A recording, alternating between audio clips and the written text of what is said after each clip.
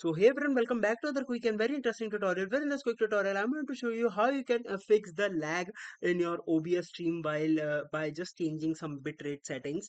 Now, in order to do it, just simply open the OBS, and here all you need to do, so just simply go to the settings. And once you go to the settings, all you need to do is to just simply go to this option that is output. Once you go over there, here you're gonna see the video bitrate option.